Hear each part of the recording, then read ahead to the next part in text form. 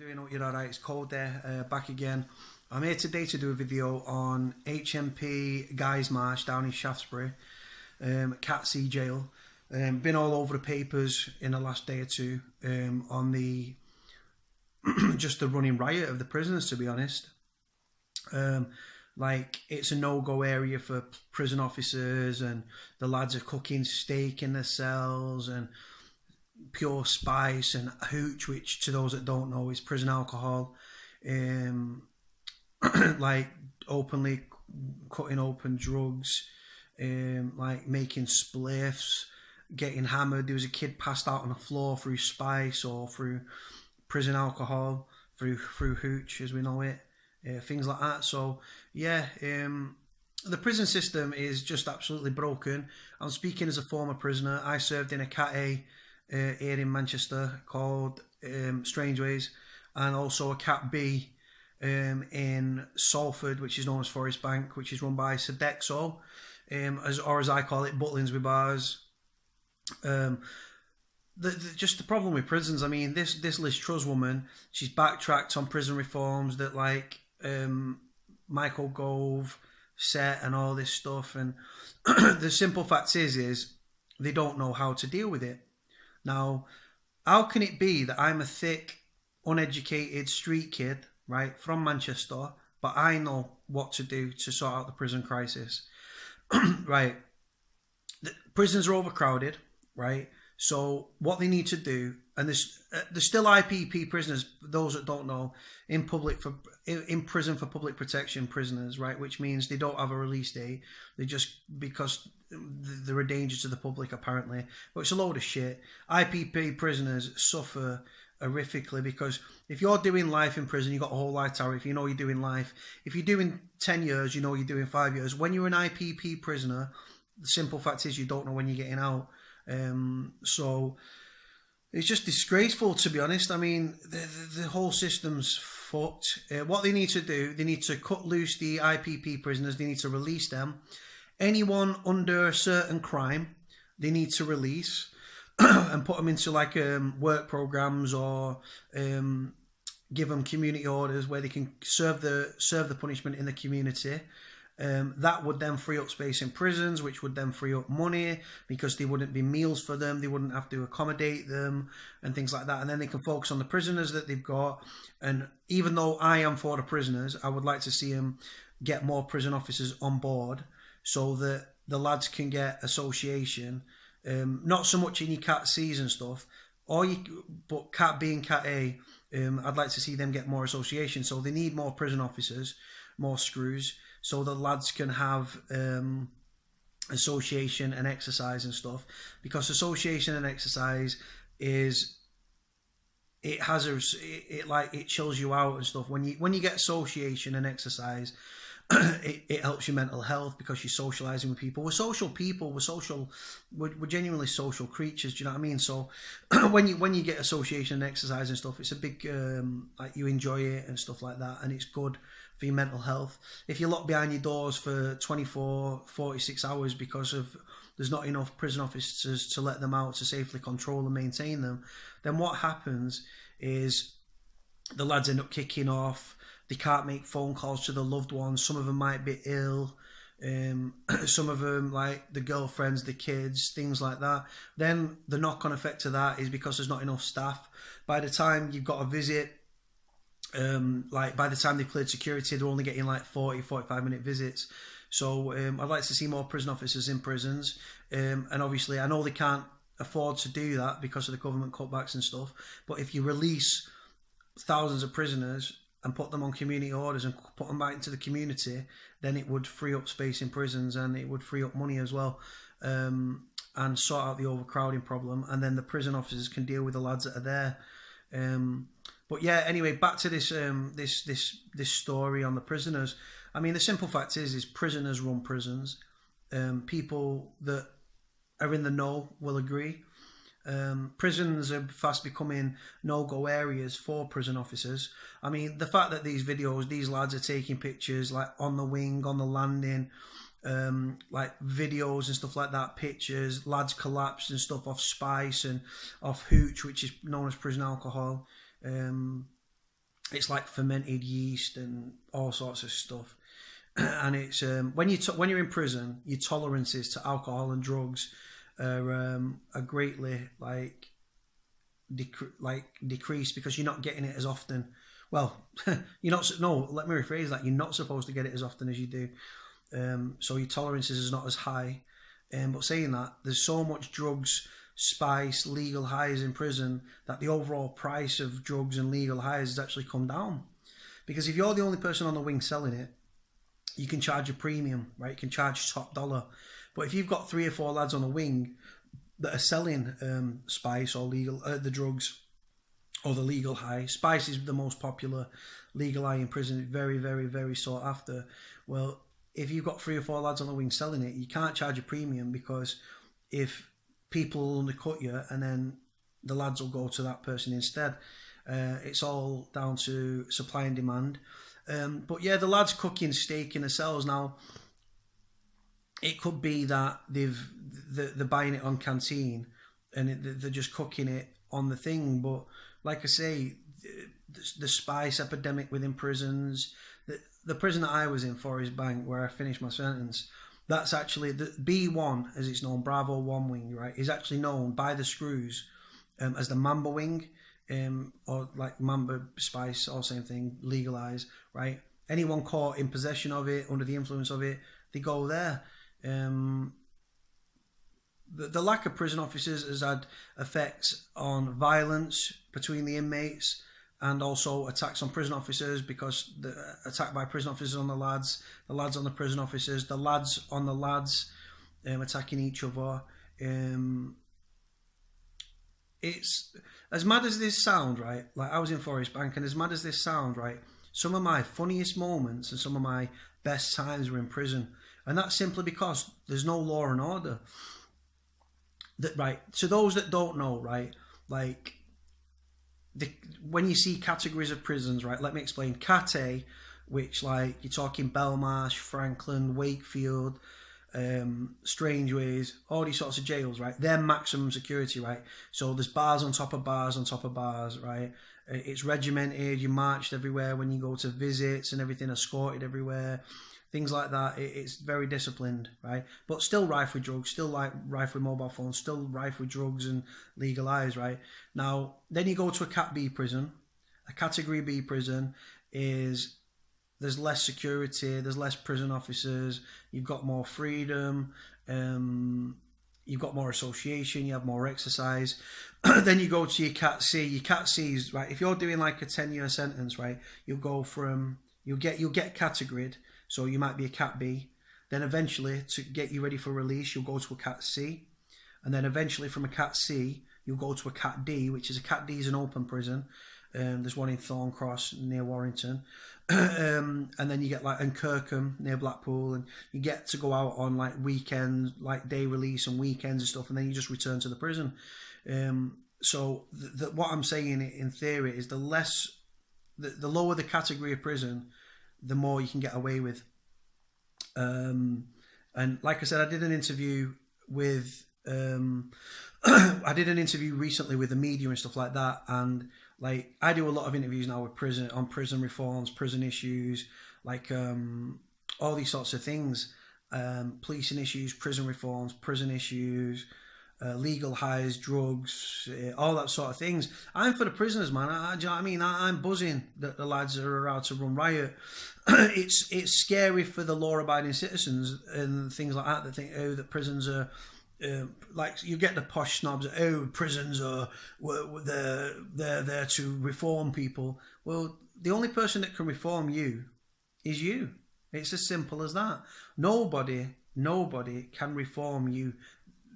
If a prisoner wants, if a lad gets out of prison, no amount of silly courses that the lads do are going to help you, right? Like if you want to reform, you will reform. But prison actually has the opposite effects of what people think it has. If you're in prison, right, imagine being in school in the naughty class, right? If you're in the naughty class with all the other lads, you learn even worse behaviour, don't you? Start fucking about more so, right? So when you're in prison, right, think of it as a college. Think of prison as a college for criminals, right? Now, what you do, right, you're mixing with 100, 200 other prisoners, right, that have got experience in every crime across the board, from fraud to murder to guns to drugs to assaults to like so many things that people can do. So when you're in prison and you're in this college for criminals, as I like to call it, then what happens is behaviors learned, and then they'll be like, oh, listen, he said, oh, the guy that's put me in here, I want to kill him, like a hypothetical situation. Oh, I want to kill him. And then he could say, oh, listen, yeah. And then he could be chatting to one of the lads, and the lad will say, listen, my guy there, he'll shoot him, or he'll give you the shooter, he'll say you the shooter. So then you end up buying a fucking firearm. Well, here's his number. When you get out, give him a bell.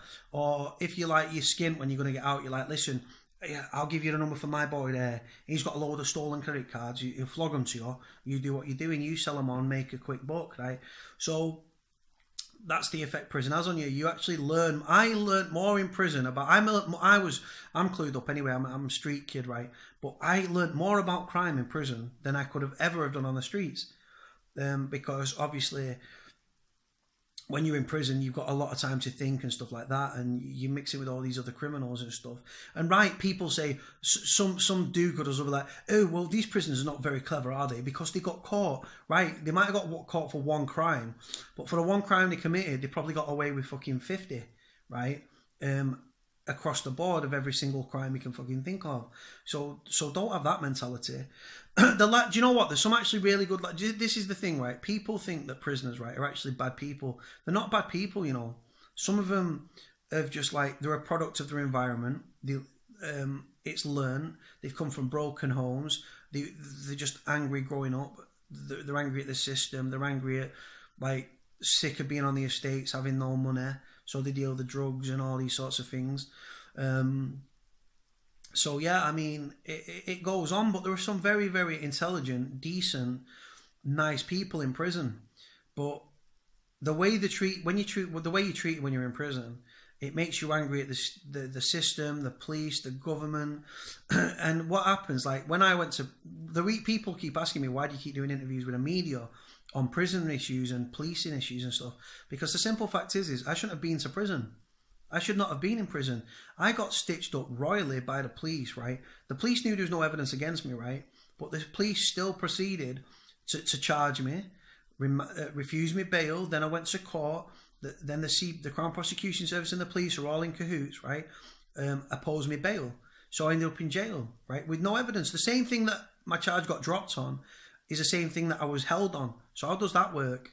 It's just a fucked up situation. So I have a big distaste for the government, for the police, for the Ministry of Justice, for the Crown Prosecution Service. So the lads suffer in silence, because what will happen is, this story here on Guys Marsh prison and stuff, it makes me laugh, because if the videos and the pictures didn't get out, and the journalists contacted the prison, the prison would tell the journalists, and mark my words with this is a fact, what the prison would say is, we do not discuss individual prisoners and individual cases, right? In other words, there's a problem on the outside, but we're the prison are not going to let it get out because it's embarrassing and stuff like that. So that's a good thing with these lads having mobile phones in prisons, because they're able to get these stories out. And it just shows the Ministry of Justice for what they are. This Liz Truss woman, right, this new Justice Secretary, I don't know if she's got a fucking job. She's clueless, man. She went in front of a committee the other week, and she literally should have just said, I haven't got a fucking clue what I'm doing. I'm in over my head. I haven't got a clue. And you know what, right? Prison reform isn't a real thing, right? Prison reform is a made-up word so that people like Liz Truss can have a job, wear a suit, feel important, and get paid hundreds of thousands of pounds, right? When in theory, what does she know about crime? What, because she sat there, she went to university, statistics have crossed her desk. Does that make her qualified to set rules and to set prison life? To tell the lads how they're going to live in prison? No, absolutely not. And it's disgusting, and it sickens me, to be honest, that an overeducated, underqualified, woman lacking common sense, who was probably a millionaire's daughter or something with a silver fucking spoon in her mouth, has no experience of crime, probably sits behind a house in a gated fucking house somewhere, CCTV cameras everywhere, driving 2 or 3 cars, got a house abroad, right? No experience of crime, probably lives in a nice gated area, right? But yet has the audacity and is given a job to tell criminals how you're going to live in prison. She's clueless, people. She really is clueless. The prison officers, right? And I've met, right? I genuinely don't like them, but to be honest with you, I've got to be honest. Like, I met some really good ones and stuff who treated me very, very, very decently when I was in jail, and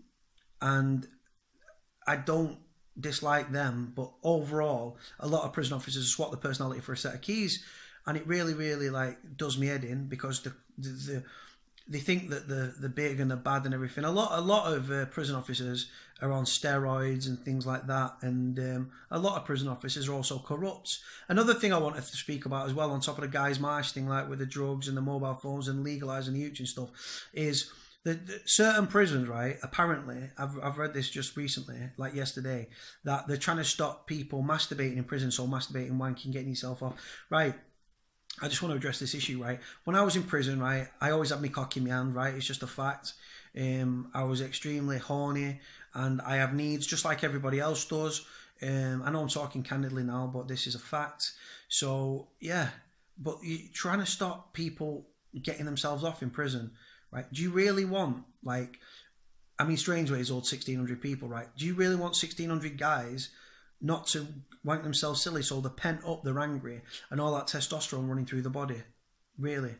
No, you don't, because it's going to have explosive consequences. And do you know what the ironic thing is with the Ministry of Justice trying to stop fucking masturbation in prisons? You can actually get nicked for it, right? People that don't know, you can get nicked in prison for it, where you can get put on report and all this sort of stuff, end up before the SO or whatever. Like, you can get nicked for it, right? And you can lose your IEP status, your incentives, earned privileges. You can lose that. So, like, but the ironic thing is about no masturbation in prison is simply this: prison officers, female prison officers, are having sexual relationships with inmates. So how does that work? I don't know. It's stupid, isn't it? So they want to stop masturbation, right? They can't even stop drones coming over the walls with fucking legal eyes and drugs and mobile phones and weapons, right? So how the fuck are they going to stop masturbation, people? Absolutely clueless they are. Absolutely clueless, right? And female screws are fucking having sex with the lads, wanking them off in the shower, fucking having sexual relationships, writing into them, sending them money, flirting with them, all the usual stuff. So they want to stop masturbation, but they can't stop drones and legalise and mobile phones and weapons being sent over the wall. Okay then. Prison system's absolutely fucking corrupt and flawed. It's disgusting. It's a joke. The lads are having the run of the fucking prisons, which is a good thing. But where's it going to end? Where is it going to end? Prison wings in prisons are fast becoming no-go areas for prison officers. Prison officers are locking themselves in the office and letting the lads run riot because they're scared. The prison officers will say, "Oh, we're not scared," but they are. The interview I did a few weeks ago, right, on Strangeways, the Prison Officers Association agreed with me what I was saying, with the prisoners are running the prisons, and all this sort of stuff. Like I say, when I'm doing these videos and I do these interviews, I'm not doing it to stitch the fucking lads up, right? I like to show the Ministry of Justice up for what they are. And also, the lads suffer in silence, right? They get a kicking from the screws, right? And then the families will see that they've been beat up on a visit, and then they'll go to the families of the prisoners will go to the media, and the media will say, right, we'll do the story, but we've got to speak to the prison and see what they say. Obviously, the prison have got a blanket canvas, a blanket policy. We do not discuss individual cases, discuss individual prisoners. So then the media can't run the stories, right? So it's down to people like me who have got a voice and have got a lot of contacts within the media to actually speak out for prisoners on prisoners' behalf, so prisoners don't suffer in silence. And that's the reason I do it. I don't get paid for it. I don't want to get paid for it. It's just me sticking up for the prisoners, letting them have a voice. But this Guys Marsh prison is indicative of what prisons are like here in 2016. If you're watching this from abroad, American prisons and stuff like that, they're hardcore jails, man. Over here, man, fuck me. like they're like party fucking hubs. Some of these prisons legalise drugs, mobile phones on tap, sex with prison officers if you want it, free meals a day, free sex, free food, free accommodation. Got TV in your cell there. You can get a job on the wing if you want it. You can sell drugs from prison. You can sell mobile phones from prison. You can have drones flown over the wall and deliver stuff to your cell like you would a pizza or a takeaway. Yeah, so and then the Ministry of Justice want to stop masturbation. So we won't stop what's going on in prisons with the prisoners running riot, the drugs, the mobile phones, the legalise, the drones, all this sort of stuff, the sex, the fucking the violence, the prison alcohol hooch. But we're going to try and stop masturbation. Well, good luck with that. Right, listen guys, I'll take care anyway. Speak to you soon. Bye.